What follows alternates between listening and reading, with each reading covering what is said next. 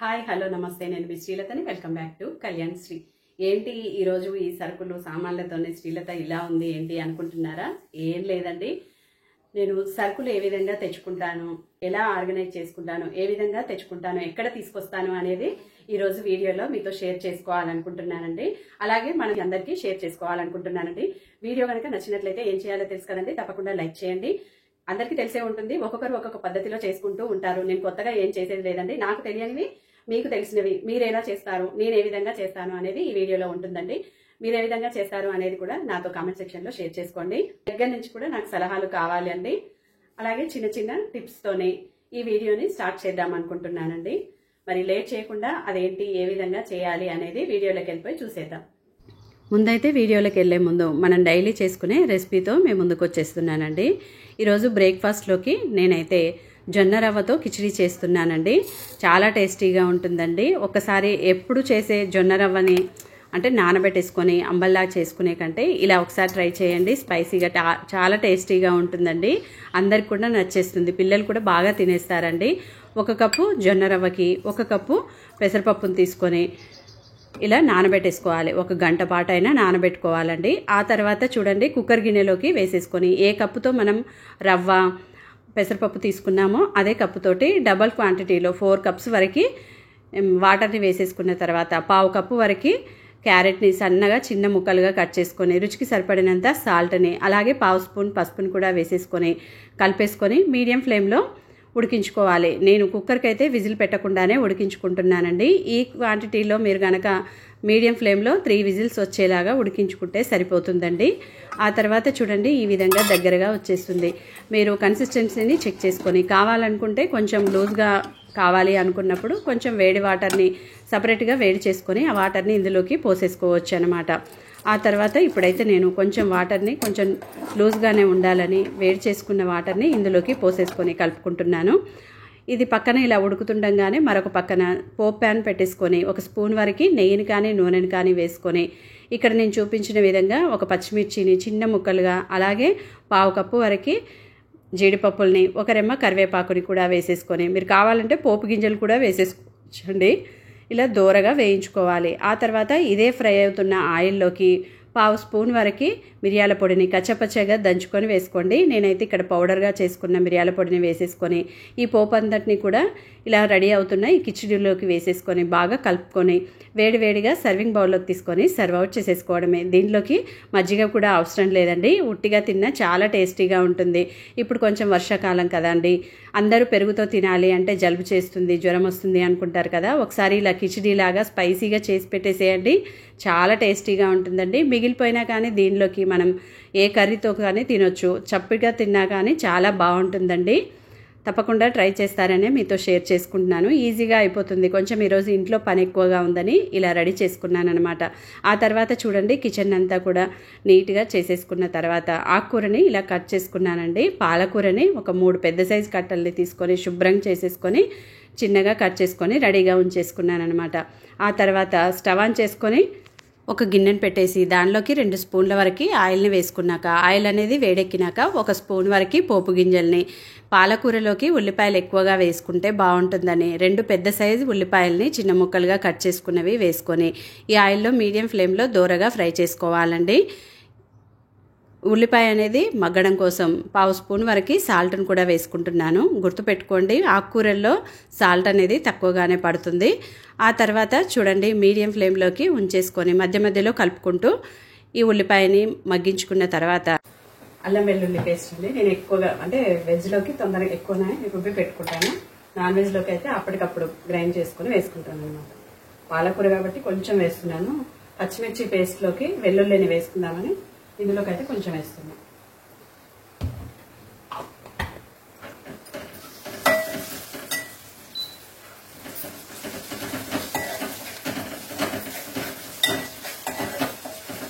కొంచెం పచ్చివాసన పోయి ఫ్రై అయిన తర్వాత పసుపు వేసుకుందాం.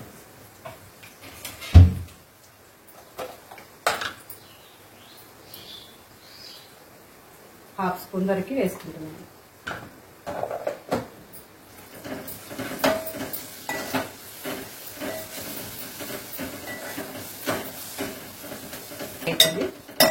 ఇప్పుడైతే ఆకుకూరలు వేసుకుందాం.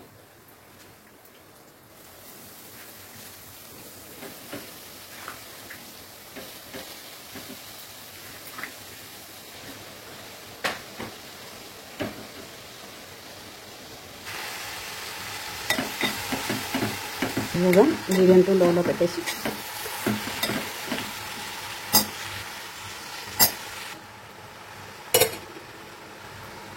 సాల్ట్ వేసుకుంటే కలర్ అనేది చేంజ్ అవ్వకుండా ఉంటుందండి.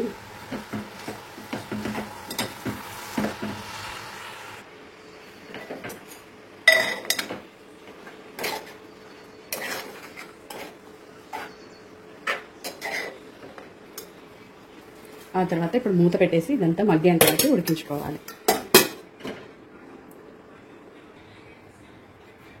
ఆ తర్వాత ఇప్పుడు పచ్చిమిర్చి పేస్ట్ చేసుకుందాం. ఇదైతే చాలా బాగా యూజ్ అవుతుంది. ఒక 6 పచ్చిమిర్చిని ఇట్లా కట్ చేసుకొని వేసుకుంటున్నాను. తర్వాత ఒక 2 వెల్లుల్లిని కూడా ఇలా వేసేసుకొని కొంచెం సాల్ట్, మనం కర్రీలో కూడా వేసాం కాబట్టి చూసుకొని వేసుకోవాలి. ఆ తర్వాత దీంతో ఇలా క్లోజ్ చేసేసుకొని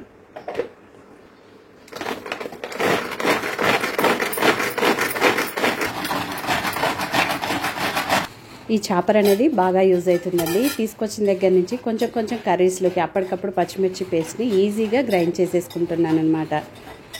చూడండి, ఈ విధంగా గ్రైండ్ చేసుకోవాలి. పచ్చగా చిన్న ఇట్లా అవుతుంది అనమాట. ఆ తర్వాత మెంతికూర అనేది ఎప్పుడు తీసుకొచ్చినా ఇట్లా కట్ చేసుకొని ఈ బాక్స్లో స్టోర్ చేసుకున్నట్లయితే పాడైపోకుండా ఉంటుందండి. వేర్ల వరకు కట్ చేసుకొని ఇలా ఉంచేసుకోవాలి. ఒక 4 days వరకు కూడా ఫ్రెష్గా ఉంటుంది. కొంచెం మెంతికూరను కూడా వేద్దామనుకుంటున్నా.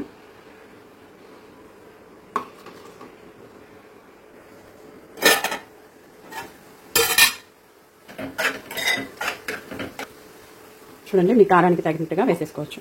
నేనైతే ఇంతవరకు వేస్తున్నాను, కొంచెమే ఉంది కదా.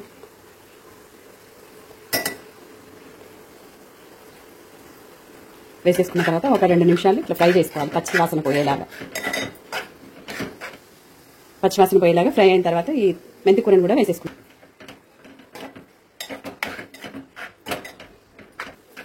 ఈ విధంగా దగ్గరగా ఫ్రై అయిన తర్వాత ఉప్పు కారాలని చెక్ చేసుకోవాలండి. నేను ఇందులో కొంచెం మిర్చి పొడి కూడా వేసుకుందాం అనుకుంటున్నా.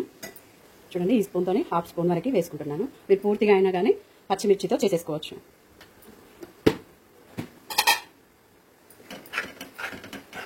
కొంచెం ఉప్పును కూడా వేసుకుంటున్నాను. పాలకూర కదండి, కొంచెం ఉప్పు అనేది తక్కువగానే పడుతుంది, చూసుకొని వేసుకోండి. 1/2 స్పూన్ వరకు ధనియాల పొడి అండి. ఇది పూర్తిగా ఆప్షనల్ మాత్రమే, కావాలంటే వేసుకోవచ్చు, వద్దనుకుంటే స్కిప్ చేసేయండి. ఆల్మోస్ట్ మన కర్రీ అనేది రెడీ అయిపోయింది. ఆయిల్ అనేది ఇలా పైకి సపరేట్ అవుతున్న టైంలో మనకి కర్రీ రెడీ అయిపోయింది అనమాట. చూడండి, ఈ విధంగా రెడీ అవుతుంది కర్రీ అనేది. చక్కగా రెడీ అయిపోయింది. దీనిలో కొంచెం కొత్తిమీర వేసేసుకుంటే మనకి పాలకూర కర్రీ అనేది చక్కగా రెడీ అయిపోయింది అనమాట.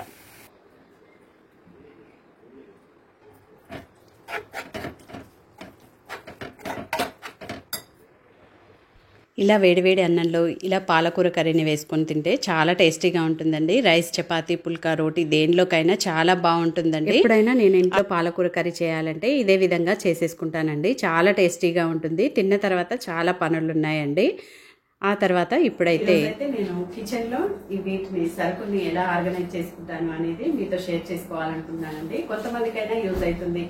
అలాగే నేను ఎలా చేసుకుంటున్నాను, మీరు ఏ విధంగా చేసుకుంటారు అనేది కూడా నాతో మీరు కామెంట్ సెక్షన్లో షేర్ చేసుకోండి.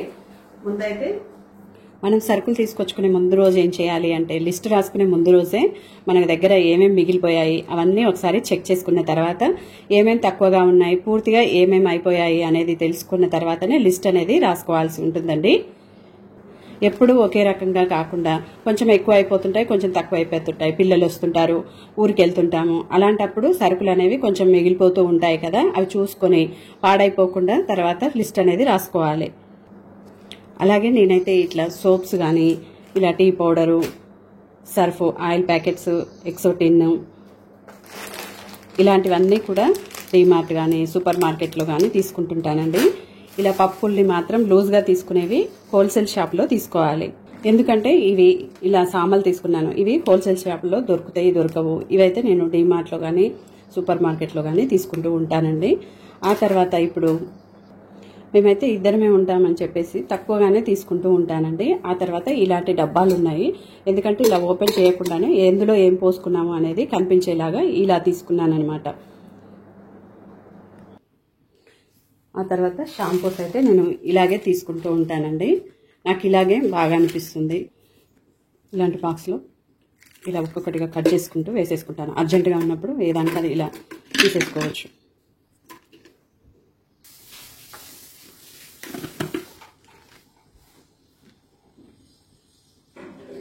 ఇలా అగరబత్తీలను కూడా ఇదంతా ఓపెన్ చేసేసి ఇలా బాక్స్ని తీసేసి వీటిని ఇలా ఒక డబ్బాలో వేసుకుంటాను. ఇలా వేసుకుంటాను. పూజ గదిలో ప్లాస్టిక్ బాక్సులు పెట్టొద్దని అంటుంటారండి, అది ఎంతవరకు నిజం అనేది తెలియదండి. వాడకపోవడమే మంచిది, కానీ ఆ తర్వాత ఇలా పెట్టేసుకుంటాను అనమాట. ఇది ఒక్కటే ఉంటుంది. ఇలా టీ పౌడర్ని పోసుకునేటప్పుడు మనకి బాక్స్లో ఉండే పాత టీ పౌడర్ని వేరే డబ్బాలోకి పోసేసుకున్న తర్వాత ఈ కొత్తది వేసేసుకొని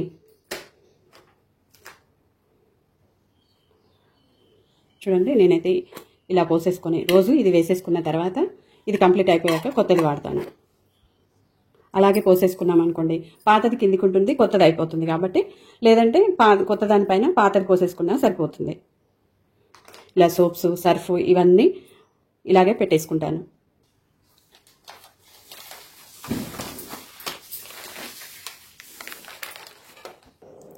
పప్పును కూడా ఇంతేనండి. ఈ కొత్తగా తీసుకొచ్చిన దాన్ని పోసేసుకొని మిగతాది ఇలా కవర్లోకి పోసేసుకొని దీనిపైన పెట్టేసుకుంటాను అనమాట.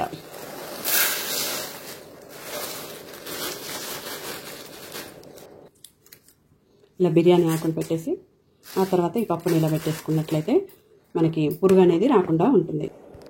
షుగర్ కూడా అంతేనండి. పాతది పైకి పోసేసుకొని కొత్తగా తీసుకొచ్చింది కిందికి ఉంచేసుకున్నట్లయితే ఇది పాతది అయిపోయిన తర్వాత కొత్తది వాడుకోవచ్చు. ఇలా షుగర్ని చిన్న డబ్బాలోకి తీసుకుంటానండి. పెద్ద డబ్బా అయితే చేతిలో తీసి వేసేటప్పుడు కొంచెం బరువుగా ఉంటుందని ఇందులోకి ఇలా ఒక 4 లవంగాలు వేసుకొని మూత పెట్టేసుకున్నట్లయితే చీమలు అనేవి రాకుండా ఉంటాయి.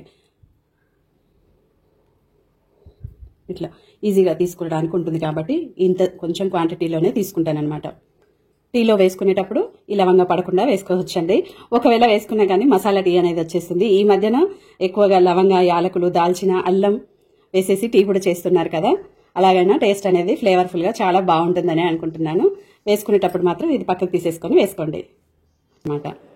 ఇక్కడ ఒక విషయం అండి, ఇవి సామలు, ఆ తర్వాత ఇవి కొర్రలు. వీటిని మాత్రం ఇప్పుడే వాడుతున్నాం కాబట్టి, ఇంతకుముందు మనకు తెలియదు కాబట్టి సేమ్ అన్నీ కూడా ఒకేలాగా ఉంటాయండి. కాబట్టి ఇవి కట్ చేసుకొని పోసుకున్న తర్వాత ఈ నేమ్ ఉన్న ఈ స్టిక్కర్ ఉంది చూడండి, కట్ చేసుకొని ఆ డబ్బాలో పెట్టేసుకుంటాను అనమాట. ఇది బాగా యూజ్ అవుతుంది నాకు. ఎవరైనా తెలియకపోతే ఆ పేపర్ మీద అంటించుకొనైనా ఆ బాక్స్ మీద పెట్టేసుకోవచ్చు. అలాగే అప్పుడప్పుడు మిగిలిపోయిన స్క్రబ్బర్స్ అన్నీ కూడా ఇలా పెట్టేసుకుంటానండి. కొన్నిసార్లు మనకి తొందరగా అయిపోతుంది, కొన్నిసార్లు అయిపోదు. ఇలా సింక్ క్లీన్ చేసుకోవడానికి వాడుతుంటాను. ఇలా ట్యాప్స్ కూడా దీంతో బాగా క్లీన్ అవుతాయండి. ఇలా అయిపోయిన ఎక్సోటిన్ డబ్బాలోకి వేసేసుకొని స్టోర్ చేసుకుంటాను. అలాగే ఈ బొంబాయి రవ్వ విషయానికి వస్తే కావాల్సినంత మాత్రం తీసి కొంచెం పచ్చి రవ్వను ఫ్రిడ్జ్లో పెట్టుకుంటానండి. మిగతాది మాత్రం వేయించుకొని డబ్బాలో పోసుకున్నట్లయితే ఎప్పటికప్పుడు రెడీగా చేసేసుకోవచ్చు. ఉప్మాని వేయించుకునే పని లేకుండా ఉంటుంది. ఈ రవ్వకి కొంచెం పురుగు అనేది తొందరగా వస్తుంది కాబట్టి ఇలా వేయించుకొని పెట్టుకోవడం వలన చాలా మంచిది.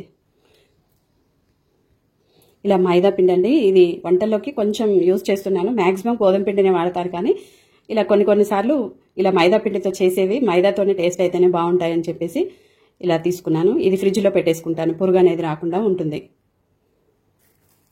ఇలా ధనియాలు కూడా అంతేనండి. నేను అన్నీ కూడా అంటే పసుపు, కారం, అల్లం వెల్లుల్లి పేస్ట్, ధనియాల పౌడరు, మిరియాల పొడి అన్నీ కూడా ఇంట్లోనే గ్రైండ్ చేసుకుంటాను కాబట్టి కొంచెం ధనియాల పౌడర్ లాగాను ఇలా కొంచెం విడిగా సాంబార్లో కానీ కొన్ని చట్నీలోకి వాడేటప్పుడు ఇలా విడిగా ధనియాలు ఉండాలని వీటిని మాత్రం వేయించుకొని పక్కకు పెట్టేసుకుంటాను. ఆ తర్వాత గోధుమ పిండి అండి, ఇంతకుముందు అయితే ఆశీర్వాద్ వాడేది, కానీ ఇప్పుడైతే ఇలా గోధుమలు తీసుకొని కొంచెం మెంతులు వేసి పిండిలాగా పట్టించుకుంటున్నాను. అలాగే కొంచెం బియ్యం పిండిని, ఇలా శనగపిండిని కూడా అన్నీ పట్టించుకొని వీటిని కూడా ఒకేసారి పెట్టేసుకొని జల్లెడ పట్టుకొని డబ్బాలోకి పోసేసుకుంటానండి. బియ్యం పిండిని, గోధుమ పిండిని కావాల్సినంత బయటకు తీసుకొని మిగతాది మాత్రం ఫ్రిడ్జ్లో పెట్టేసుకుంటాను. అలా చేయడం వల్ల పురుగు అనేది రావట్లేదండి. ఫ్రిడ్జ్లో పెట్టొద్దు అంటున్నారు, కానీ బయట పెడితే ఏమవుతుంది, పురుగులు వచ్చేస్తున్నాయి కాబట్టి ఆ విధంగా పెడుతున్నాను. అలాగే షుగర్ డబ్బాలోకి కొన్ని లవంగాలు వేసి ఉంచినా కానీ చీమలు అనేవి రాకుండా ఉంటాయండి. ఇంకొకటి, మనం ఈ సరుకులు సర్దుకున్న సెల్ఫ్లోకి కూడా మూలల వైపు లవంగాలు వేసి పెట్టామనుకోండి ఆ వాసన కూడా పురుగులు అనేవి రాకుండా ఉంటాయి. పప్పు డబ్బాలోకి ఒక బిర్యానీ ఆకుని వేసి ఉంచినా కానీ పురుగులు అనేవి రాకుండా ఉంటాయండి. అన్ని పప్పుల్లోకి కూడా ఆకుని వేసేసి మూత పెట్టేసి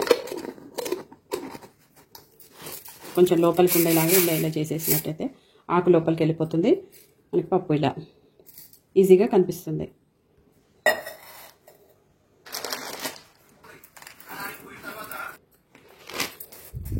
ఇలా పోయగా మిగిలిపోయిన ఏ పప్పులు కానీ రవ్వలు కానీ వాటన్నింటినీ కూడా ఇలా పోర్లు చేస్తాం.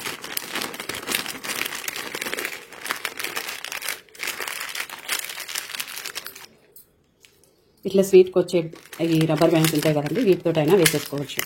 వేసేసుకొని పక్కన పెట్టేసుకోవాలి. అంటే ఈ డబ్బా మీదనే పెట్టేసుకున్నట్లయితే మనకి మూత పెట్టేసిన తర్వాత ఇట్లా గుర్తుండిపోతుంది. వీటిదంటే ఇంకా కొన్ని వేసుకొని ఉడికించేసుకుంటే సరిపోతుంది. లేదంటే ఇలాంటి క్లిప్స్ కూడా దొరుకుతున్నాయండి. ఇదైతే నేను మీషో నుండి తీసుకున్నాను. ఇట్లా క్లోజ్ చేసేసుకుంటే ఎయిర్ టైట్గా ఉంటుంది. ఇట్లా ఉంటుంది అనమాట. ఓకే, ఇప్పుడు నేనైతే ఈ రవ్వలన్నీ కూడా వేయించుకుని కొంచెం చల్లారిన తర్వాత బాక్స్లోకి పోసుకుంటా కాబట్టి అది పోయడం అనేది చూపించట్లేదండి. గోధుమ రవ్వ మాత్రం మొత్తం పూర్తిగా వేయించుకొని పెట్టేసుకుంటాను అనమాట. బొంబాయి రవ్వ మాత్రం కావాల్సినంత తీసుకొని మిగతాది మనకి ఒక నెల ఎంత పడుతుందో తెలిసిపోతుంది కదా, మిగతాది పచ్చిది కొంచెం పక్కకు తీసేసుకొని మిగతాదంతా వేయించుకున్న తర్వాత చల్లారినాక డబ్బాలో పోసేసుకుంటా. జీలకర్ర ఆవాలు ఈ విధంగా పోసేసుకొని కావాల్సినవి అప్పటికప్పుడు పోపు గింజలు అనేవి కలిపేసుకుంటానండి. ఇలా అప్పటికప్పుడు కలిపేసుకుంటాను. అంటే ఒక వారానికి సరిపడా ముందే కలిపేసుకున్నట్లయితే ఈ పప్పుల వలన పురుగు వస్తుంది కాబట్టి కొంచెం కొంచెం అన్నీ కలిపేసుకొని ఇలా రెడీ చేసుకుంటాను. పోపు గింజల్ని, ఎండుమిర్చిని మాత్రం సపరేట్గా ఉంచేసుకుంటానండి. ఇలా స్పైసెస్ అన్నీ కూడా అంతేనండి. వీటిని సపరేట్గా తెప్పిస్తూ ఉంటాను. అలాగే జీడిపప్పు, బాదం పప్పు అవి కూడా హోల్సేల్ షాప్లోనే తీసుకొస్తారనమాట. ఇలా వీటిని కొంచెం ఎండలో పెట్టేసుకొని కొంచెం లైట్గా వేయించుకొని పౌడర్ లాగా చేసేసుకుంటే గరం మసాలా కూడా హోమ్మేడ్ గరం మసాలా రెడీ అయిపోతుంది. ఇలా కొంచెం సపరేట్గా మనకు అవసరం పడుతుంటాయి కదండి, అప్పుడప్పుడు వాటిని ఇలా వేసేసుకుంటానమాట. చూడండి, కావాల్సినవి తీసేసుకున్న తర్వాత మిగతావి ఈ విధంగా మిరియాలు, యాలకులు, దాల్చిన, సాజీర, లవంగాలు, ఇది శొంఠి, ఇలా మూత పెట్టేసుకుంటే స్పైసెస్ అనేవి ఫ్రెష్గా ఉంటాయండి. ఎయిర్ టైట్గా ఉంటాయి కాబట్టి ఫ్లేవర్స్ అనేవి వెళ్ళిపోకుండా ఉంటుంది. మరొకటండి, ఇది జొన్న రవ్వ. దీన్ని విసిరాయిలో పట్టారు మన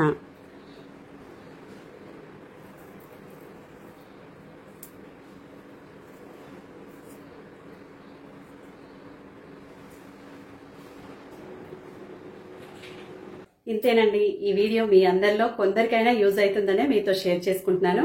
మీరు ఏ విధంగా ఆర్గనైజ్ చేసుకుంటారు అనేది కూడా నాకు కామెంట్ సెక్షన్లో షేర్ చేయండి. మరిన్ని ఇలాంటి నచ్చినట్లయితే ఏం చేయాలో తెలుసు కదండి, ఒక లైక్ కొట్టండి. మరి ఈరోజు ఇంతటితో ఈ వీడియోని క్లోజ్ చేసేస్తున్నాను. మరొక వీడియోతో మీ ముందుకు వచ్చేస్తానండి. Thanks for watching. See you in next video. Bye.